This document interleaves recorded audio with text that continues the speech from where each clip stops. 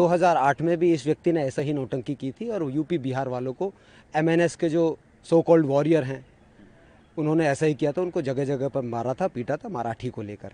जैसे ही 26/11 हुआ और टेररिस्ट अटैक हुआ, उसके सारे के सारे सो कॉल्ड वॉरियर कार्यकर्ता जो थे वो पिछवाड़े में पूंछ दबाकर दिखाई नहीं दिए।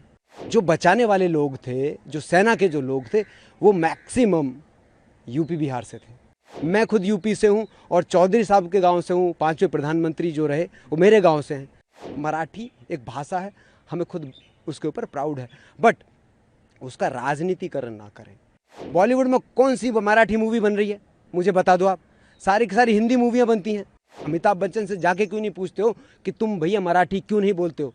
उसका तो टैक्स लेकर तुम खाते हो। एक्चुअली में ये पूरा फैक्ट है। 2008 में भी इस व्यक्ति ने ऐसा ही नौटंकी की थी और यूपी बिहार वालों को एमएनएस के जो सो कॉल्ड वॉरियर हैं उन्होंने ऐसा ही किया था। उनको जगह जगह पर मारा था, पीटा था मराठी को लेकर। और जैसे ही 26/11 हुआ और टेररिस्ट अटैक हुआ, उसके सारे के सारे सो कॉल्ड वॉरियर कार्यकर्ता जो थे वो पिछवाड़े में पूंछ दबाकर दिखाई नहीं दिए। और ये भी खुद दिखाई नहीं दिया, उद्धव ठाकरे दिखाई नहीं दिया, उसकी पूरी फैमिली दिखाई नहीं दी। राज ठाकरे कभी आके इसने एक शब्द नहीं बोला, क्योंकि जो बचाने वाले लोग थे, जो सेना के जो लोग थे, वो मैक्सिमम यूपी बिहार से थे। और जो फ्रंट लाइन वॉरियर के रूप में मैं वहाँ पर रहा, ताज में मैंने जाके पूरा मोर्चा संभाला, टेररिस्ट का सामना किया। मैं खुद यूपी से हूँ और चौधरी साहब के गांव से हूँ। 5वें प्रधानमंत्री जो रहे वो मेरे गांव से हैं, उसी गोत्र से मैं हूँ। तो राजनीति हमको मत सिखाओ, राजनीति को बिल्कुल अलग रखो और भाषा को बिल्कुल अलग रखो। हमें भी प्राउड फील होता है, मराठी एक भाषा है, हमें खुद उसके ऊपर प्राउड है, बट उसका राजनीतिकरण ना करें। राजनीतिकरण बिल्कुल गलत है। अगर आपको राजनीति करनी है ना, तो काम को लेकर के ना, विकास को लेकर करें, जॉब को लेकर करें। आप जॉब क्रिएट करो। कितनी जॉब आपने क्रिएट की हैं? आपने कितने विकास के कार्य किए हैं? मुझे एक भी बता दो। पूरा का पूरा जो एमएनएस ने आज तक कोई भी विकास का कार्य किया हो बता दो। राज ठाकरे ने कुछ भी, पूरी लिस्ट मुझे दे दो, मैं पूरी लिस्ट उसकी दिखा सकता हूँ। आज तक एक भी काम उसने देश के लिए नहीं किया है। सिर्फ और सिर्फ पार्टी और अपना अपना उसने किया है, अपना और अपना परिवार। और क्यों एक साथ आए हैं, इसके पीछे भी पूरा का पूरा एक रीज़न है कि अब लोगों को फिर से मूर्ख बनाना है, मराठी मराठू मानुस करके। एक व्यक्ति है उद्धव ठाकरे जी, वो पहले ही अपना अस्तित्व खो चुके हैं। उनके पिताजी तो जो थे वो हिंदुत्व को लेके पूरा अग्रसर थे। उसने हिंदुत्व को छोड़कर राजनीति को पकड़ लिया। राजनीति के पाएँ जैसे आप पकड़ने शुरू करोगे तो आप विकास से और कार्य से बहुत दूर होते चले जाओगे। तो आप विदर्भ में देखिए ना, कितने लोग सुसाइड करते हैं, कितने किसान सुसाइड कर रहे हैं। एक भी किसान के घर जाके उद्धव ठाकरे जाकर मिला है क्या? या राज ठाकरे जाकर मिला है, उन परिवार के दर्द को साझा किया है? आप हमेशा उन व्यक्तियों को टारगेट करते हो जो गरीब हैं, जो कामगार हैं, ऑटो ड्राइवर हैं, टैक्सी ड्राइवर हैं, कोई छोटा मोटा काम कर रहा है, उनको टारगेट करते हो। आप बॉलीवुड के जितनी भी हस्तियां हैं वो सारी हिंदी मूवी बना रही है भाई। बॉलीवुड में कौन सी मराठी मूवी बन रही है मुझे बता दो आप। सारी की सारी हिंदी मूवियाँ बनती हैं और सारे के सारे हिंदी कलाकार अमिताभ बच्चन से जाके क्यों नहीं पूछते हो कि तुम भैया मराठी क्यों नहीं बोलते हो? उसका तो टैक्स लेकर तुम खाते हो, उसके तो घर पे जाके तुम दंडवत हो जाते हो, आमिर खान के घर जाके आप दंडवत हो जाते हो।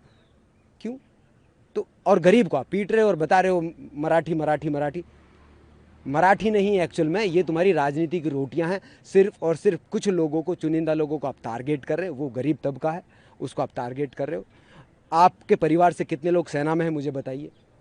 आपके परिवार से कितने लोग कामगार हैं मुझे ये बताइए? मजदूरी कौन कौन कर रहे हैं अपने परिवार से बताइए?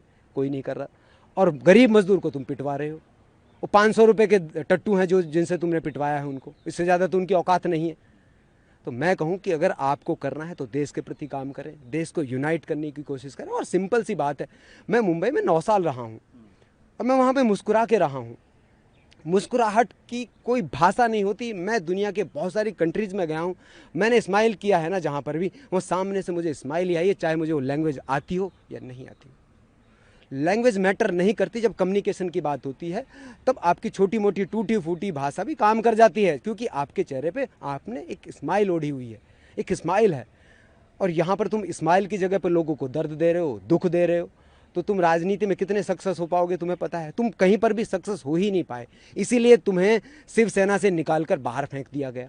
इसलिए फिर तुमने अपनी एक छोटी सी पार्टी बनाई, उस पर भी तुम ज़्यादा दिन टिक नहीं पाए।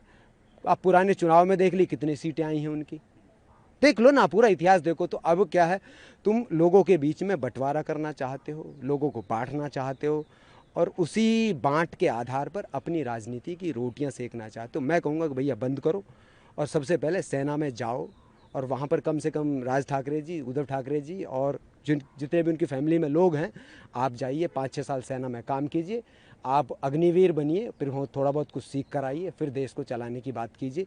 देश को चलाना भाषा से चलाना नहीं होता है, देश को चलाना है तो एकजुट होकर काम करना होगा, विकास पर काम करना होगा, काम के ऊपर काम करना होगा और एम्प्लॉयमेंट के ऊपर काम करना होगा।